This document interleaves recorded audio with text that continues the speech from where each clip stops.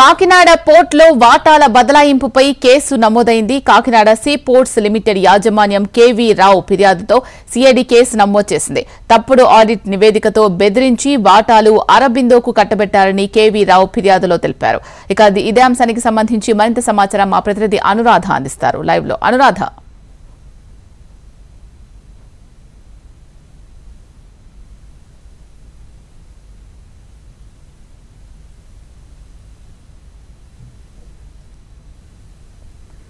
అనురాధ చెప్పండి.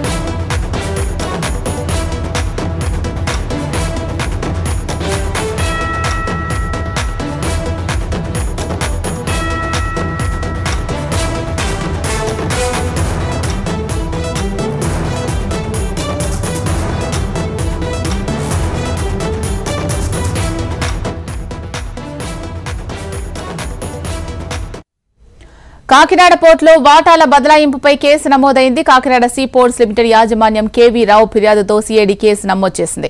దీనికి సంబంధించి మరింత సమాచారం మా ప్రతినిధి అనురాధ అందిస్తారు. అనురాధ.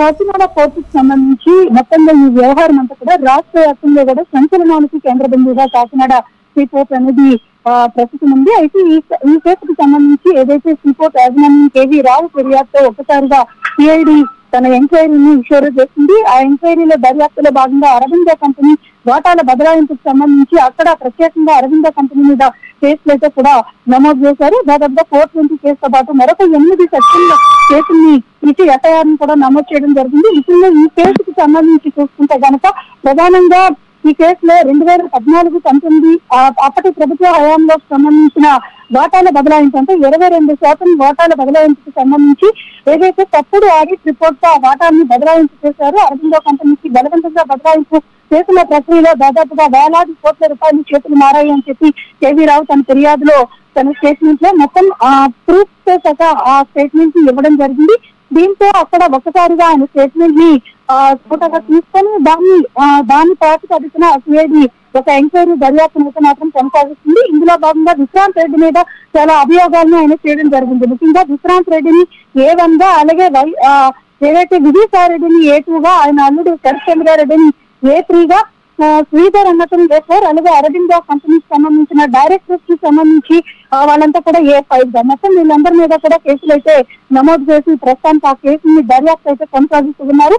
సిఐడి దర్యాప్తులో మరిన్ని విషయాలు వెలుగులోకి వచ్చే అవకాశం ఉంది అన్నది ప్రధానంగా తెలుస్తుంది. కాకినాడ సీ పోర్ట్ లో జరిగిన ఈ ఒప్పందాల విషయంలో మొత్తానికి ఒక నగదు బదలాయింపుకు సంబంధించి బలవంతపు నగదు బదలాయింపులు చేశారు. కేవలం బెదిరించి ఆ బదలాయింపులన్నింటినీ కూడా అరవిందోకి ఫేవర్ గా చేస్తున్నారు. కాబట్టి అప్పట్లో మేము అప్పటి ప్రభుత్వం హయాంలో ఉన్న పెద్దలందరూ దీంట్లో ప్రధానంగా ఉన్నారు కాబట్టి మాట్లాడలేకపోయాము. కానీ ఇప్పుడు ప్రస్తుతం దీని మీద మేము ఏదైతే స్టేట్మెంట్ ఇచ్చామో దాని మీద ఎంక్వైరీ చేయాలి అన్నది ప్రధానంగా వాళ్ళంతా కూడా ఒక రిపోర్ట్ అయితే మాత్రం ఇవ్వడం జరిగింది. దీని మీద ఎంక్వైరీ అయితే మాత్రం ప్రస్తుతం సిఐడి చాలా వేగవంతంగా దర్యాప్తు కొనసాగుతుంది. మరిన్ని విషయాలు వెలుగులోకి వచ్చే అవకాశం అయితే ఉంది. Right, thank you Anuradha.